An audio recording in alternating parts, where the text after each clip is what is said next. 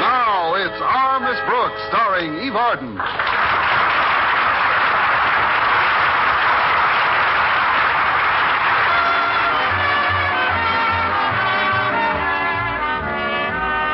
When two women are both interested in the same man, there is bound to be a certain amount of friction between them.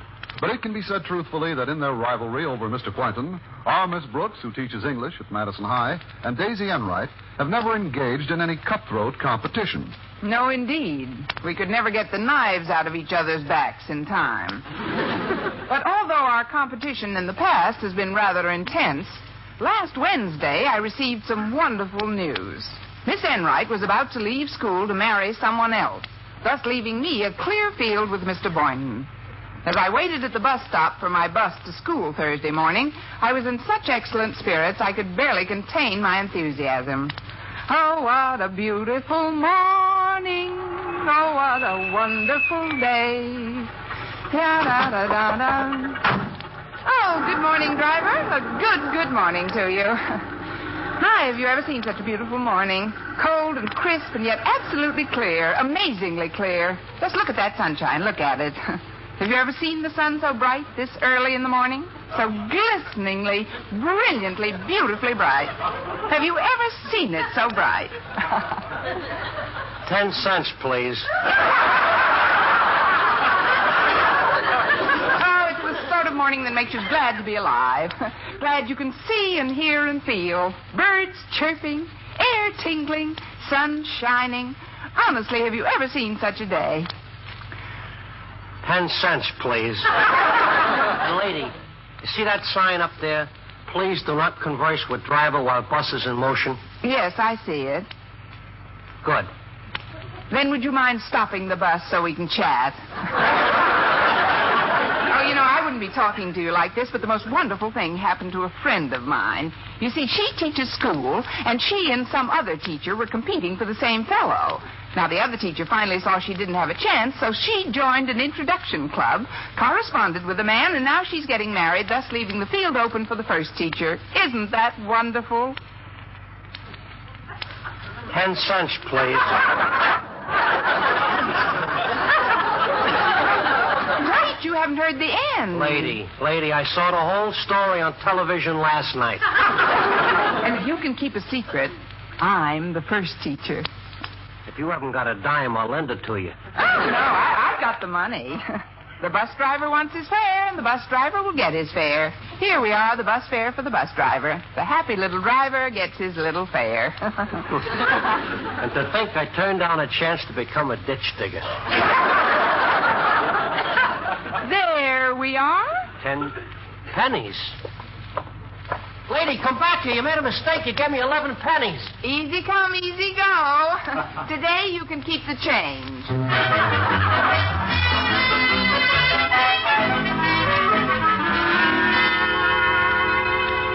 Why is Miss Enright doing this to me?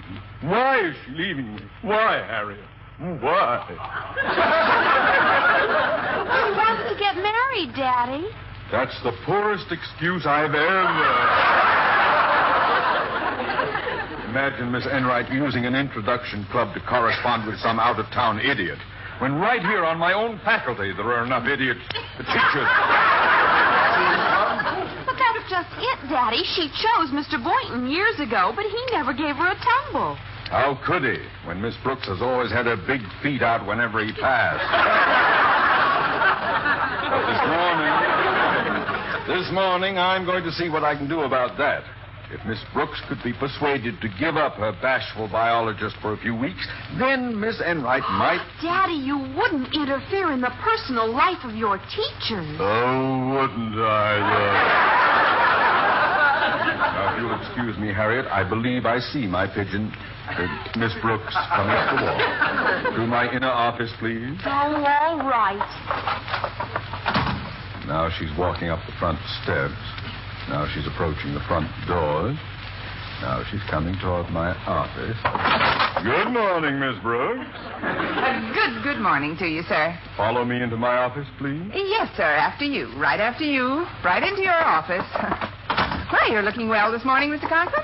Healthy, robust, clear-eyed, well-rested. I don't think I've ever seen you looking better, sir. No, sir, never better. Oh, I've seen you looking well before, but never brimming with the marvelous health you're brimming with this morning. Go sit down. Well, anyway, that's better than 10 cents, please. Yes, sir. I'll come directly to the point, Miss Brooks. You are no doubt aware of the grave shortage of good teachers at the present time, and the great difficulty in securing a new one when one is lost. Now, we don't want to lose Miss Enright, do we? Who doesn't? I doesn't. I feel sure that if greater interest were displayed in her by a certain male member of my faculty, Miss Enright might consider remaining. How do you know that? She told me. Now, if you would be willing to step aside for 3 or 4 weeks, I'm sure that this... Sir, I most emphatically will not. I think this is a most unfair request, a distinct infringement on my personal life. And I think you're overstepping your authority in asking me to do it. So you do. Miss Brooks, may I remind you that I have your application to teach at night school, an application which only requires my signature to put you out of circulation every night for the remainder of this semester. But, sir, that application is 6 years old, made before I met Mr. Boynton. Why, it's covered with dust by now. I'll buy a new dust cloth in your honor. All right, sir, I'll do as you ask. Well, will you tell Miss Enright, or shall I? Neither one of us need bother. But how will she know? I told her 15 minutes ago.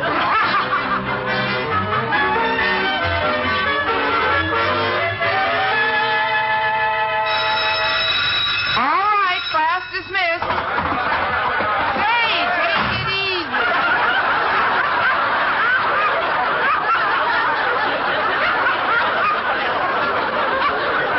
My goodness, you don't have to get out that fast. The room isn't infected, you know. There you are. Good morning, dear Miss Brooks. Now it is. Good morning, Miss Enright. I came in to thank you for stepping aside and being the good sport you usually aren't. Oh, you needn't thank me. It was Mr. Conklin's idea to prevent you from leaving Madison. Oh, but darling, I never had any intention of leaving Madison. Huh? Well, of course not. No, this was just a little plan of mine to have dear Mr. Boynton all to myself for a few weeks. I knew exactly how Mr. Conklin would react when I threatened to resign to get married. Then you didn't correspond with anyone through that introduction club. Oh, yes, but I did, darling. I carried on quite a lengthy and amorous correspondence with a fellow named Victor Cummings, a businessman from Attleboro, Massachusetts. Matter of fact, he's due in on the noon train. The noon train? Well, that ought to give you plenty of time to get married before your date with Mr. Boynton tonight. What are you going to do about this fellow Cummings? Aren't you worried? I worried? Why should I be worried, darling? Oh, that's right. I neglected to tell you. I carried on the correspondence in your name. My name? Yes. But I'm certain it was the enclosed snapshot of you that induced him to come out to get married. It was quite a neat bit of trick photography. I superimposed your head on Jane Russell's body. I see. Well, even if I didn't object to the marriage, I'm sure Mr. Cummings would. But why, darling? By the time he married the girl in that photograph, he'd be arrested for bigamy.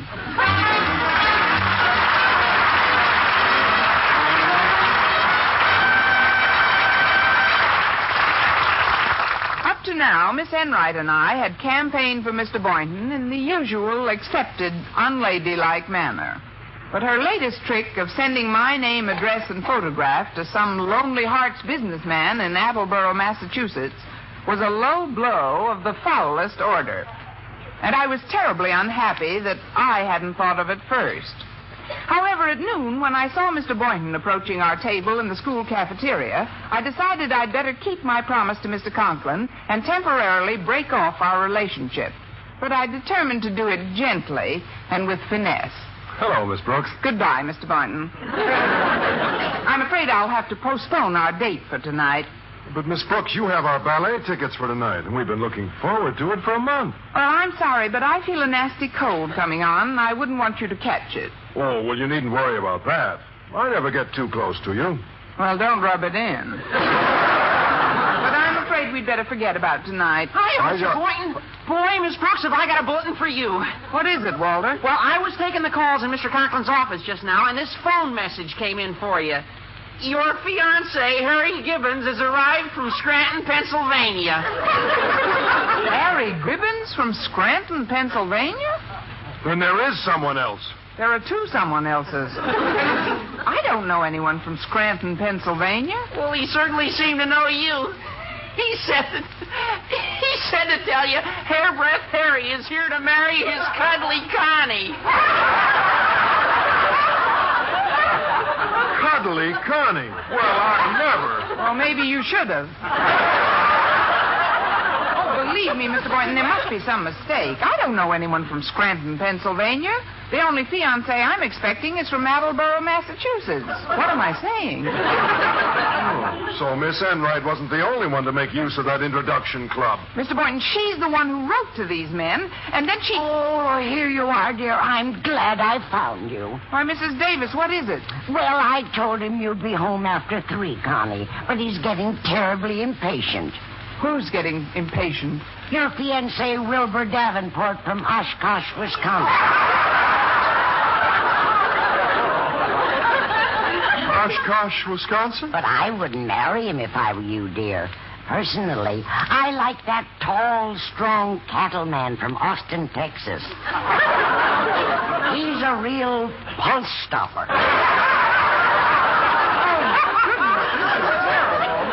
Mr. Boynton, won't you go back with Mrs. Davis and help her get rid of that Shriners Convention? No, I will not, Miss Brooks. But may I say, I wish you the best of luck and happiness wherever you are. Now, if you'll excuse me, I'll be going. Oh, please, Mr. Boynton, wait. No, I am sorry if I've upset you, dear. This whole thing must be a terrible strain. Perhaps you better ask Mr. Conklin to excuse you for the rest of the day so you can come home and relax. Oh, I can think of a better place than that to relax in, Mrs. Davis. Where, Connie? Walter, see what they can give me at the YMCA.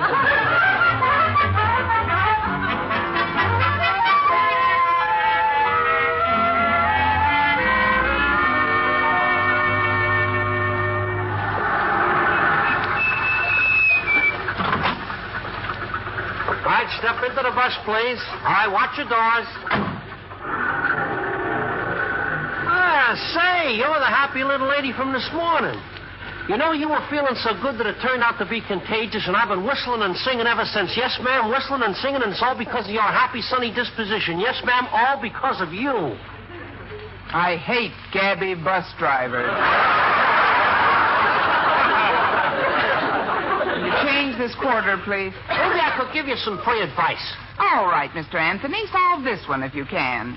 2 girls are interested in the same man. Girl A sends girl B's name, address, and photograph to a number of out-of-town bachelors. They all arrive. One of them, a big strapping Texan, wipes out the opposition. Now, girl B is stuck with the problem of getting rid of this unwanted suitor. Crazy, huh? Can't happen, huh? Who said? I told you I saw the whole thing last night on television. It wasn't on Howdy Doody by any chance. No, some comedy show. Now, the blackout is this girl puts on the oldest dress she can find. She acts like she's been sick 100 years, like she's got a million troubles, and the guy gets so disgusted. Say no more, I get the idea. Pretty crazy stories on television today, huh, lady? That stuff could never happen in a million years in real life. No? Pull up a chair outside my window tonight, and you'll find out differently.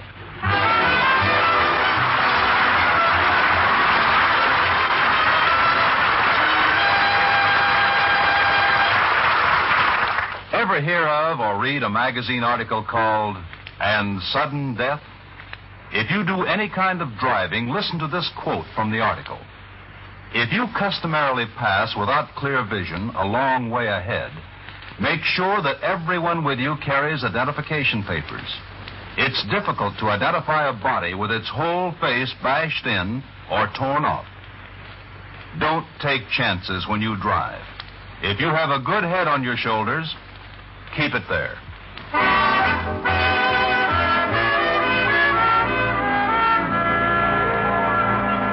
Well, there seemed to be only one sure way to drive my Correspondence Club Romeo back to Texas. That was to look and behave in as ghastly a manner as possible. So that evening, after giving myself the ugly duckling treatment, I stood inspection before my landlady. Well, Mrs. Davis, how do I look? Fine, dear. Simply awful. If that potato sack you're wearing doesn't scare off your Texan, then the rest of you should. How did you happen to look so bad? Well, I thought of all the things a girl does to make herself attractive to a man, and then I did them all upside down. But I only hope the rest of my plan works. It certainly should. Just keep talking to him about your ailments. No man wants to marry a sick woman. Well, judging from my experience with Mr. Boynton, no man wants to marry any woman. Have you heard from Mr. Boynton or Miss Enright? Yes, dear. They're coming to pick up those ballet tickets. Over my fighting body. If that Texan is as gallant as most Texans, I have an idea that will put Miss Enright... How do you like that? The Maine Stein song. Well, here he is, Mrs. Davis. You'd better go inside. All right, dear. Good luck. Hello there, ma'am.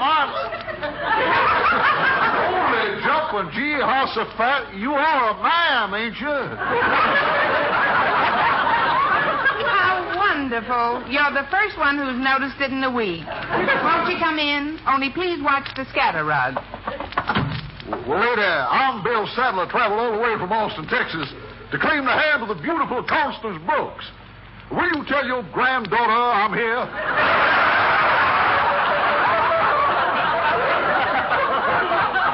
But I'm Constance Brooks. I told you to watch that scatter rug. Here, let me help you out. Well, no, I'm all right, ma'am. Yeah, you're Constance Brooks. If you hurry, there's a bus leaving for Texas at 9:17. Oh, now, whoa. Who said anything about leaving? When Bill Sadler makes a bargain, he keeps it. I was afraid you'd see it that way. How soon can you be ready to start back with me, Constance? Well, certainly not until after I have my appendix removed. Oh, gotta have an operation, eh? Well, I'm in no hurry. When you planning to have the appendix out? Right after the scar from my lung operation heals. You had a lung operation? But you didn't say nothing about any operations in your letters. Well, since the 1st of November, the doctors have taken out my tonsils, adenoids, one rib, a piece of spine cartilage, a hunk of kneecap, and something in Clause 4, Paragraph 2. Something in Clause 4, Paragraph 2? That's an operation in my hospital insurance contract to which I was entitled, so I took it.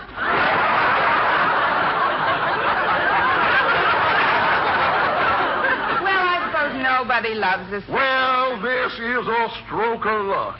Luck? You wouldn't believe it to look at me, ma'am, but I've had 27 operations myself. 27? Yeah, and no two alike.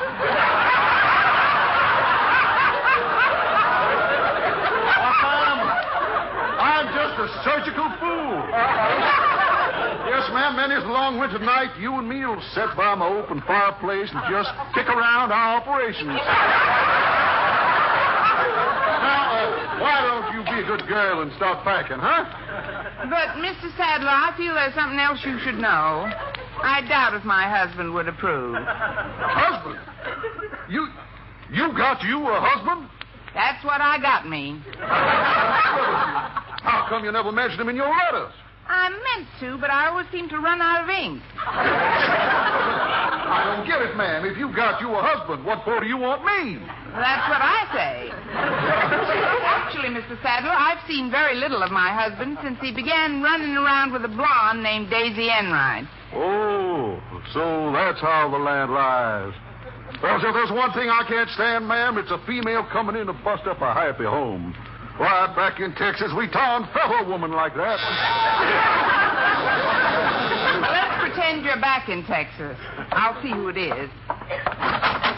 Well, Well, good evening, Miss Enright and Mr. Conklin. Oh, Miss Brooks, what a charming costume. And you've never worn your hair more becomingly.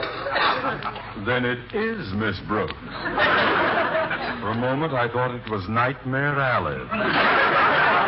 Aren't you going to ask us in, Miss Brooks? Oh, yes, sir. Come in. Is this the vomit, ma'am? Oh, no, there's been a... Osgood, darling, why did you bring this hussy to our home? Well, you see, Miss Brooks, I found out what Miss Enright had done, and to avoid any further bad feeling between you two, I decided that I would ask, good darling, why did you bring this hussy to our home?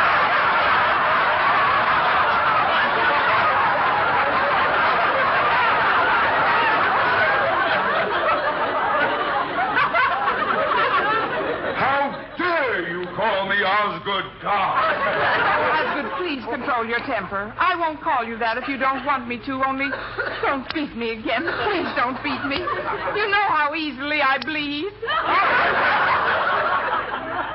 Good grief, the woman has finally flipped her lid. If she has, you've driven her to it. But you lay a hand on her partner, and I'll throw your worthless carcass to the coyotes.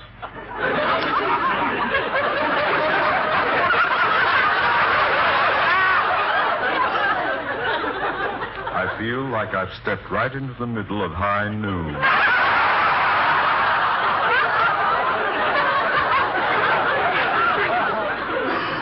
Miss Brooks, just who is this oversized hop-along cat? Friend, never mind who I am, but I'll thank you to show a little more respect for your loving wife. Wife? You have the colossal gall to call that ragged, unkempt, moth-eaten creature my wife? Oh, Osgood, then you do still love me. Oh, now, really, this charade has gone far enough. This woman means absolutely nothing to this man, and I don't see why... You keep out of this, Blondie. You've been causing enough trouble around this corral. Now, friend, why don't you get wise and promise your little woman you're going to stop chasing around with this young Palomino? Palomino?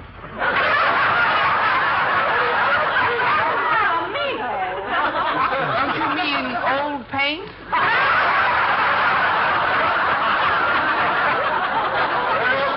Think of it, I might as well take this matter into my own hands. Come on, Blondie, why don't you and me kind of mosey off and leave these people to make up? You take your hands off me. Well, goodbye, ma'am, and good luck to your appendix. Thanks, and many more happy operations to you, too. I suppose you want me to explain what happened, Mr. Conklin. Either that, or I'm going to have another newsy session with my psychiatrist in the morning. Now, what was that all about? Well, sir, that Texan was so persistent, the only way I could get rid of him was to claim you were my husband. And what better person to get rid of him on than Miss Enright? Well, yes, I suppose that was only common justice after the trick she played on you. I brought her here to straighten matters out. Well, I've had a hard night, Miss Brooks, mostly performing the part of an erring husband. So if you'll excuse me, Oh, now, who can that be? Just a moment, sir, while I see who it is.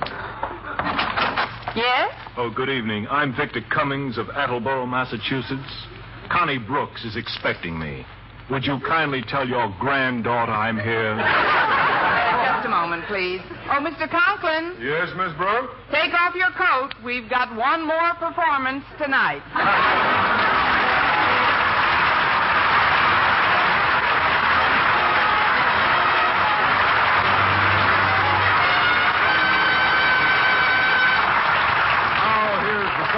Show, Eve Arden. After looking the part of my own grandma for a whole evening, it'll be a real pleasure to ditch this rocking chair routine for a little glamour.